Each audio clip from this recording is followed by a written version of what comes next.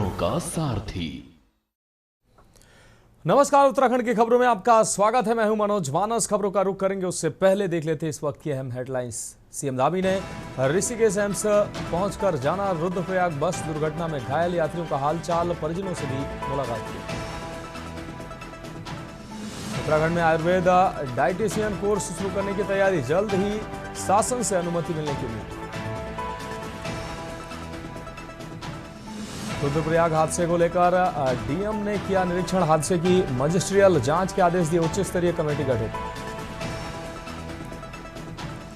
National highway 74 मामले को लेकर घोटाले को लेकर उत्तराखंड में घंटों चली ईडी की कार्रवाई, अफसरों के घरों से नकदी और दस्तावेज सीज किए।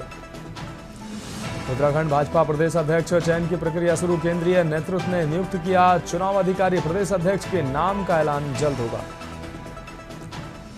श्रावण यात्रा के दौरान तेज आवाज में नहीं बजेंगे गाने, यात्रा मार्ग पर मांस मंदिरा की दुकानें रहेंगी बंद, पुलिस महानिरीक्षक राजीव स्वरूप जारी किए निर्देश। आप देख रहे हैं के न्यूज, खबरों का सारथी। और अब खबरें विस्तार से। अहम खबर से बुलेटिन की शुरुआत करेंगे। देहरादून से अहम खबर है, उत्तराखंड बीजेपी की बड़ी कार्रवाई। आपको बता दें, बीजेपी के पूर्व विधायक सुरेश राठौर पर एक्शन हुआ है। सुरेश राठौर को पार्टी से 6 साल के लिए निकाला गया है। वायरल वीडियो के मामले में ये कार्रवाई हुई है। वायरल वीडियो पर पार्टी ने मांगा है जवाब से संतुष्ट नहीं होने पर कार्रवाई हुई है। वायरल वीडियो के मामले में कार्रवाई हुई है।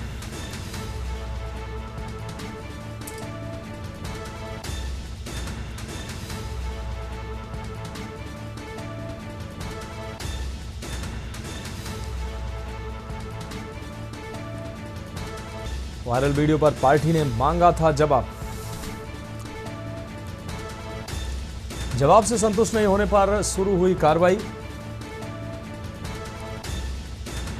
उत्तराखंड बीजेपी की बड़ी कार्रवाई हुई है। बीजेपी के पूर्व विधायक सुरेश राठौर पर एक्शन हुआ है और इस खबर पर ज्यादा जानकारी के लिए हमारे संवाददाता शिव नारायण हमारे साथ जुड़ गए हैं। शिव नारायण, सुरेश राठौर को पार्टी से 6 साल के लिए निकाला गया है, ये बड़ी कार्रवाई हुई है, क्या कुछ अहम अपडेट है इस खबर में? जिस तरीके से इस वीडियो को लेकर के कई सवाल उठे थे, विपक्ष ने भी इस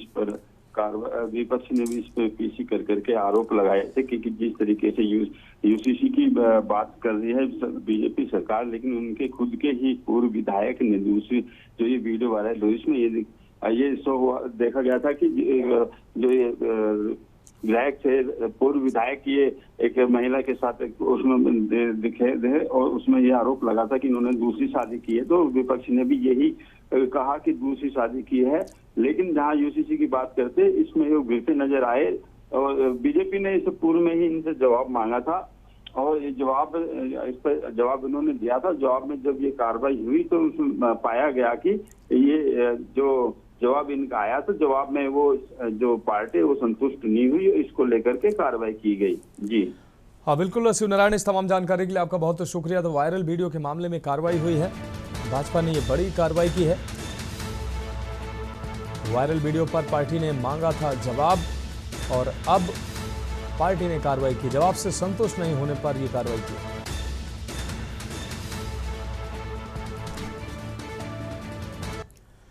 अब रुक करेंगे अगली अहम रिपोर्ट का। उत्तराखंड चारधाम यात्रा के दौरान वो मंजर देखे जिनसे श्रद्धा भी डरी सहमी नजर आई। हेलीकॉप्टर हादसे, मूसलाधार बारिश, भूस्खलन और सड़कों पर मौत के साए नजर आए, जिसमें करीब 100 से ज्यादा श्रद्धालुओं की जान भी जा चुकी है। अब सरकार के सामने अगली बड़ी परीक्षा सामने आ गई है। ये परीक्षा है कांवड़ यात्रा की, जो 11 जुलाई से शुरू होकर 23 जुलाई की श्रावण शिवरात्रि तक चलेगी। अनुमान है कि करोड़ों शिव भक्त गंगा जल लेकर देश भर के शिवालयों में पहुंचेंगे, लेकिन इस बार यात्रा शुरू होने से पहले ही प्रशासन ने डीजे की ऊंचाई, चौड़ाई, अश्लील भड़काऊ गानों और रात्रि ध्वनि नियंत्रण जैसे तमाम प्रतिबंध भी लागू कर दिए हैं। यह हम रिपोर्ट देखिए।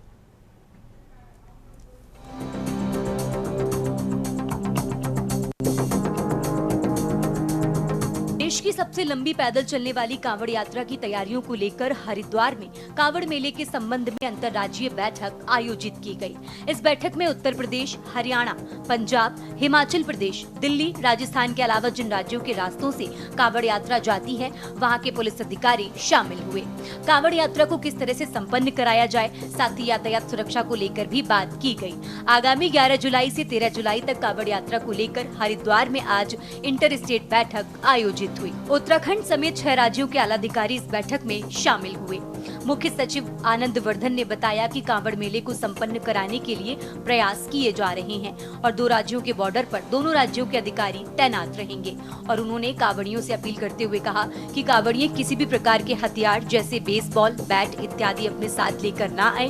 और साथ ही उन्होंने ये भी बताया कि जो भी बड़े डीजे आपस में प्रतियोगिता करते हैं, उनको लेकर नियम लागू कर दिए गए हैं। यातायात के नियम समय समय पर लागू किए जाएंगे। वहीं उत्तराखंड के अधिकारी उत्तर प्रदेश में भेजे जाएंगे और वहां के अधिकारी उत्तराखंड में भी रहेंगे, जिससे दोनों प्रदेशों में आपस में सूचना का आदान प्रदान किया जा सके। डीजे वाले मामले में डीजीपी का कहना है कि जहां पर डीजे बजाए जाते हैं, वहां की लिस्ट बनाई जा रही है और उसके लिए जो पहले नियम बने हुए थे वही जारी रहेंगे। और शेयरिंग ऑफ इनपुट्स के लिए काफी डायरेक्शंस दिए हैं कि किस तरह से हम अपना कोऑर्डिनेशन और इनपुट्स को शेयर करने में किस तरह से और इसको अच्छे तरीके से कर सकते हैं, क्योंकि ये एक इंटर स्टेट कोऑर्डिनेशन मीटिंग थी। अलग अलग बिंदुओं पर, अलग अलग स्थानों पर किस प्रकार से हम अपना सहयोग बढ़ा सकते हैं और कैसे इस व्यवस्था को और सुदृढ़ कर सकते हैं, जिससे कि जो अभी आगामी कांवड़ यात्रा है उसमें जो यात्री आते हैं वो सकुशल अपना कार्य संपन्न कर सकें। इसमें आज हमारे जैसे उत्तर प्रदेश के अधिकारी थे, हरियाणा के थे, पंजाब के थे, राजस्थान के थे, दिल्ली के थे। ये लोग उत्तर प्रदेश के अधिकारी काफी फिजिकली भी प्रेजेंट थे और काफी ऑनलाइन भी थे। घटना के बाद पहली कांवड़ यात्रा है। हाँ। तो उस पर भी सारी बातें हो गई कि किस प्रकार से हम सुरक्षा भी बढ़ाना है, किस तरह से जो अगर कोई एंटी सोशल एक्टिविटीज उसको कैसे कर्टेल करना है, वो सारी बातें हम लोगों ने करी। सब कुछ प्रतिबंधित भी रहती है कांवड़ मेले में, क्या वो कंटिन्यू रहेगी? हाँ, तो कंटिन्यू रहेगी। जो चलिए, थैंक यू। उसके अनुसार जो कार्रवाई होती है वो इस बार भी की जाएगी जैसे पिछली बार की गई थी। बड़े डीजे को लेकर कंपटीशन बहुत ज्यादा होता है, इसी को लेकर जो हुड़दंग भी हो जाता है और मतलब बहुत महंगे डीजे लाने का कंपटीशन चलता है। इसके लिए क्या जी, इसके लिए ये पूरी तैयारी है और जो ऐसे डीजेस जहाँ पे ओरिजिनेट होते हैं, जहाँ से बनते हैं, उनके नामों की सूची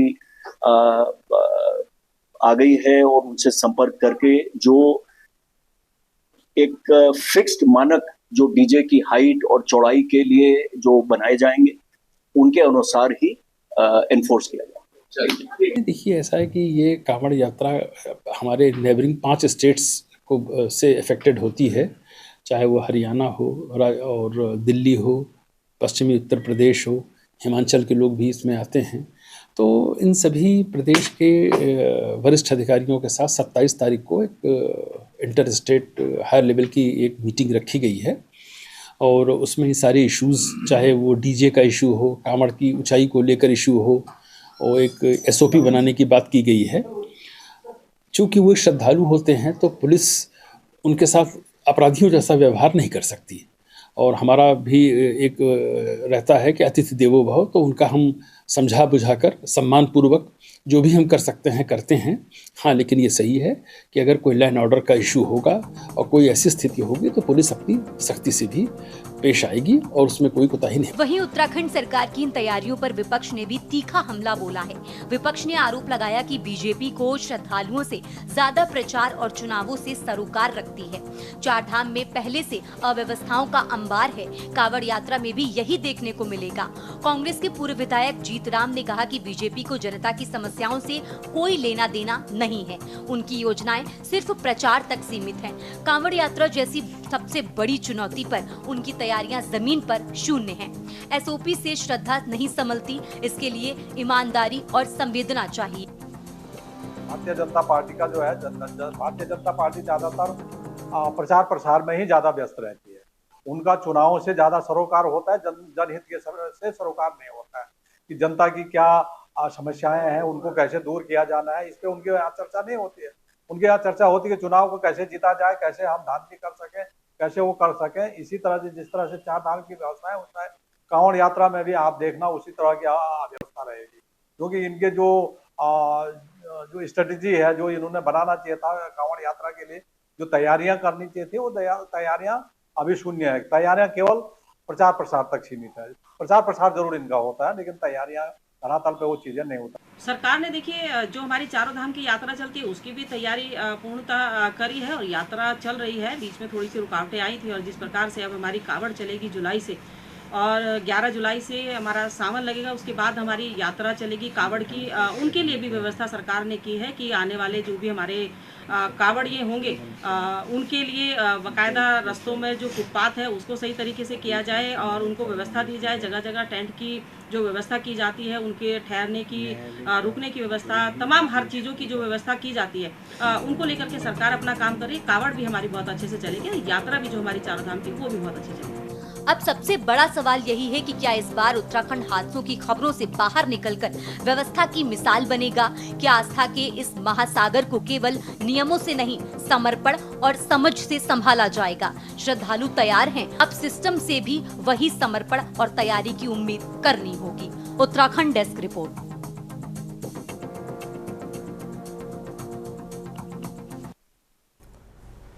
रुक करेंगे अब अगली खबर का। उत्तराखंड हाईकोर्ट ने 7 लाख से कम आय वाले लोगों को आयकर की धारा 87 के तहत शॉर्ट टर्म इनकम में छूट न दिए जाने के खिलाफ दायर जनहित याचिका की सुनवाई करते हुए केंद्र सरकार CPC बेंगलुरु व CBTD से 3 हफ्ते के भीतर जवाब देने को कहा है। आपको बता दें कि चार्टर्ड अकाउंटेंट सौरभ शाह ने हाईकोर्ट में जनहित याचिका दायर कर कहा कि आयकर की धारा 87 के अनुसार यदि किसी व्यक्ति की आय 5 या 7 लाख से कम है और उसका आयकर 12,500 तक या 25,000 की सीमा से कम बनता है तो उसे आयकर में छूट मिलेगी।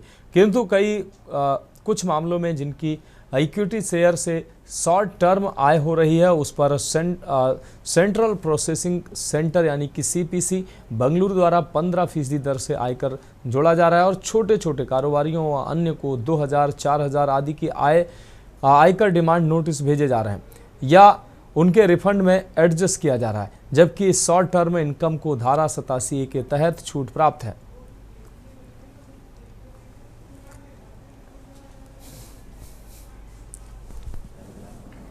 एक जनहित याचिका हमने इस मामले में डाली थी कि जो इनकम टैक्स के लो क्लास टैक्स पेयर्स हैं जिनकी इनकम 5 लाख रुपए या 7 लाख रुपए से कम होती है, उसमें इनकम टैक्स में 87A की रिबेट मिलती है।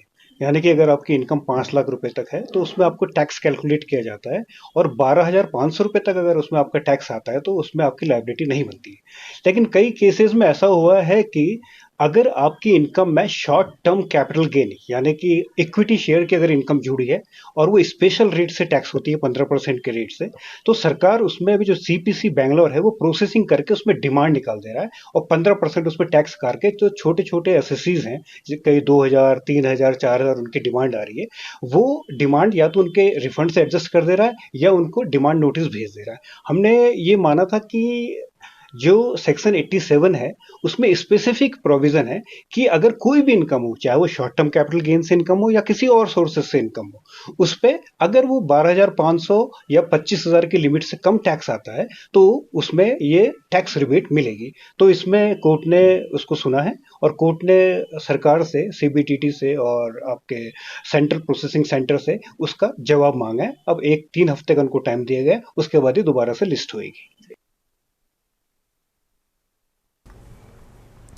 ऋषिकेश के युवा अल्पसंख्यक सिख समुदाय के गगनदीप बेदी को अल्पसंख्यक आयोग का सदस्य राज्यपाल और मुख्यमंत्री द्वारा नामित होने पर पंजाबी महासभा ने गगनदीप बेदी का जोरदार स्वागत करते हुए राज्यपाल लेफ्टिनेंट जनरल गुरमीत सिंह और मुख्यमंत्री पुष्कर सिंह धामी का आभार व्यक्त किया। गगनदीप बेदी ने अल्पसंख्यक आयोग में सदस्य नामित होने पर अपने सिख समुदाय को आयोग के जरिए मिलने वाली कई योजनाओं से जरूरतमंद लोगों को लाभान्वित करने की बात कही।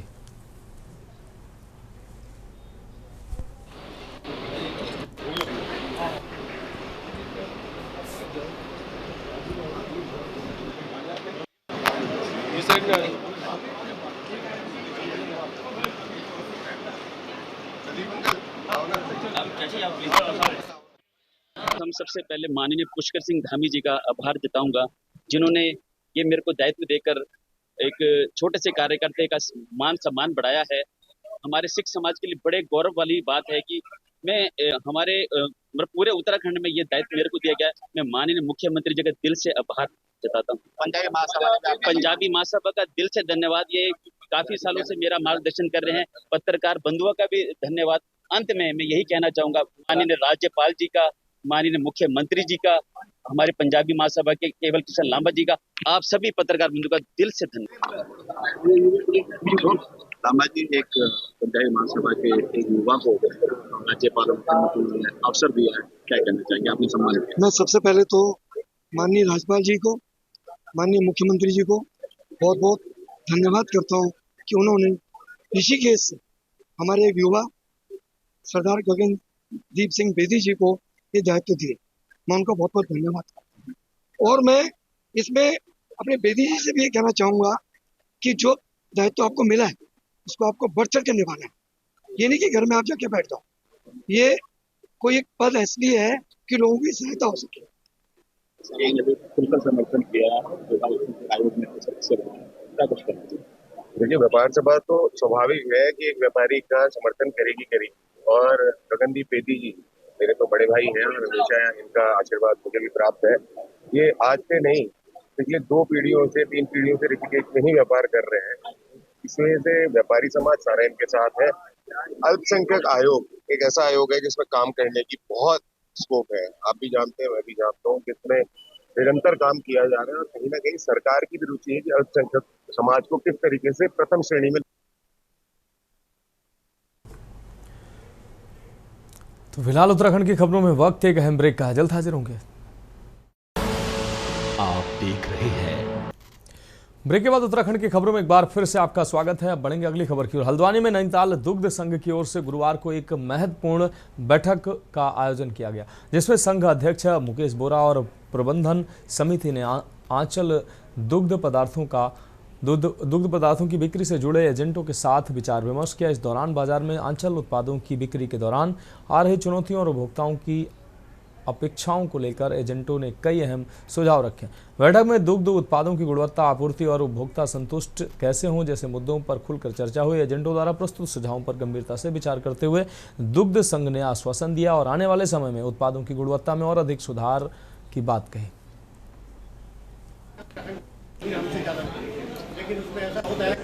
आंचल से घर तक को बढ़ाने के लिए दुग्ध उत्पादक, उपभोक्ता और एजेंट एक समन्वय के रूप में है, क्योंकि जो हमारा उत्पादन कर रहा है दूर दराज में गाँव दुग्ध उत्पादक, उसको आर्थिक रूप से मजबूत बनाना दुग्ध संघ का परम कर्तव्य है। और जो हमारे लाखों उपभोक्ता जनपद में हैं उनको अच्छी गुणवत्ता युक्त दुग्ध एवं दुग्ध पदार्थ उपलब्ध कराना भी हमारे लिए चुनौती है। कार्यक्रम हमारे द्वारा करवाया गया था। इसका मुख्य उद्देश्य ये था कि जो हमारे विक्रेता बंधु हैं, जो हमारे आंचल उत्पाद जो है मार्केट में, हल्द्वानी मार्केट में, नैनीताल जिले में बेचते हैं, उनसे एक विचार विमर्श किया जाए ताकि हम जो है अपने आंचल को और अच्छा कैसे कर सकते हैं। उनके जो सुझाव आए, उनकी कोई शिकायतें अगर हमें बताई जाती हैं तो उनके हम कैसे और सुधार कर सकते हैं, इसके लिए आज हमने ये एक बैठक का आयोजन किया था।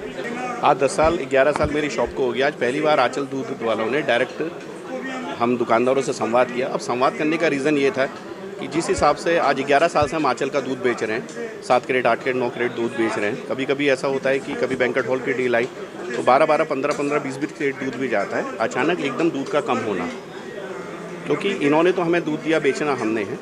जब हम कस्टमर को दूध देते हैं, आज की डेट में अगर कोई कस्टमर आ रहा है तो कहता है, आते ही पूछता है कि मदर डेयरी है। आखिर ऐसा क्यों हो रहा है कि हम 11 साल से आंचल बेच रहे हैं, एकदम नया आदमी आके जो 10 साल से दूध दे रहा है। बढ़ेंगे अगली खबर की ओर। उधम सिंह नगर से एक चिंताजनक का पहलू सामने आ रहा है, जहां कुछ महिलाएं अब अपराध की दुनिया में कदम रखती दिख रही हैं। एक और देश की बेटियां सफलता की नई ऊंचाइयां छू रही, तो दूसरी ओर कुछ महिलाएं कानून का दुरुपयोग कर रही हैं, झूठे केस, ब्लैकमेलिंग और संगठित अपराधों में सक्रिय भूमिका निभा रहे हैं। इस स्थिति को गंभीरता से लेते हुए उधम सिंह नगर पुलिस ने महिलाओं को सही दिशा दिखाने की एक मुहिम शुरू की है। स्कूलों और गाँव में जागरूकता अभियान चलाया जा रहा है ताकि बेटियों को बताया जा सके कि सशक्तिकरण का मतलब जिम्मेदारी है, न कि छूट। पुलिस अब साइबर क्राइम, झूठे मुकदमे और महिला अपराधियों पर कड़ी निगरानी रख रही है। इस अभियान का मकसद सिर्फ कानून व्यवस्था को सुधारना नहीं, बल्कि बेटियों को सही रास्ता दिखाना भी है, ताकि वो इतिहास बनाए, अपराध नहीं।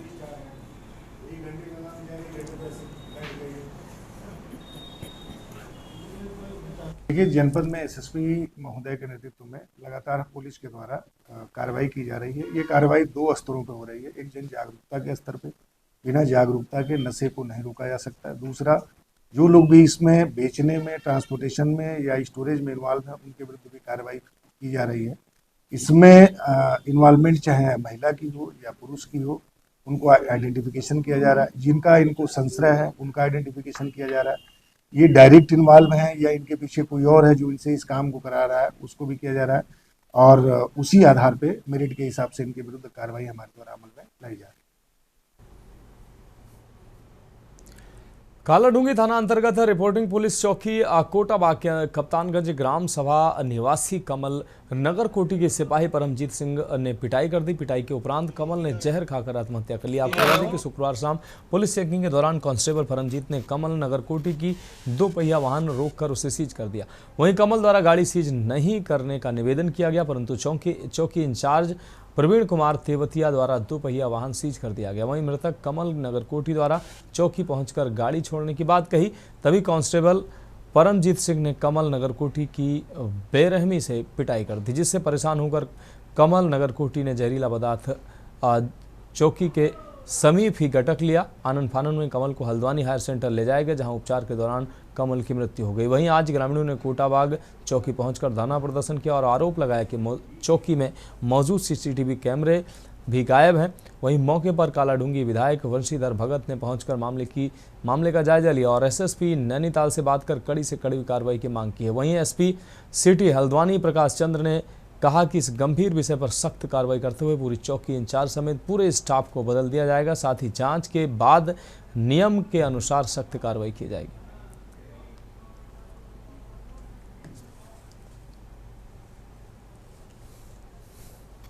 7 से 8 बजे के बीच की घटना थी।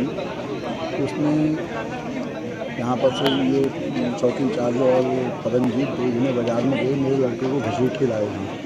गाड़ी मेरी लड़की की यहाँ खड़ी है और मेरे लड़के ने कहा मेरी क्या गलती है, उसको 2-3 थप्पड़ में मारे, वो चले गया बाजार को। फिर उसको घर की थोड़ी बहुत वो थी, इज्जत थी, वो फिर आया इनके पास में, मेरी गाड़ी दे दो करके कि हमारा नाते का स्थानीय जो युवा साथी है कमल नगर कोटी, ये पुलिस से पीड़ित होकर, क्योंकि पुलिस डिपार्टमेंट से पुलिस जो चौकी हमारी कुछ ही दूरी पे, उसने जहर खा रखा है। जहर खाकर उसकी बहुत बड़ा प्रश्न चिन्ह है पुलिस विभाग पे भी और हम लोग, क्योंकि वो युवा साथी है। युवा साथी यहाँ पे कुछ ना कुछ पीड़ित होकर, पुलिस विभाग से पीड़ित होकर उसने जहर खा रखा है। और हमारी यही मांग है कि एसएसपी साहब यहाँ पे आए, पुलिस चौकी कोटाबाग में एक व्यक्ति को जिसे पूछताछ हेतु किसी मामले में लाया गया था, उसके द्वारा भागकर आत्महत्या कर ली गई है। पब्लिक का आक्रोश था कि इसमें दूसरी पुलिसकर्मियों के खिलाफ कार्रवाई की है। निसंदेह इस पर तुरंत संज्ञान लिया गया है और जो भी यहाँ पे अभी वर्तमान में चौकी स्टाफ ऐसे हम चेंज कर रहे हैं। जांच हम सीओ रामनगर को सौंप रहे हैं और जांच के बाद ही इस पर हम अगर जांच में पुलिसकर्मियों की संलिप्तता या दोषी पाया जाता है तो इनके खिलाफ कड़ी कार्रवाई।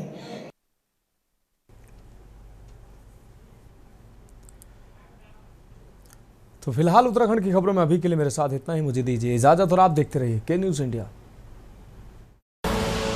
आप देख रहे हैं के न्यूज़।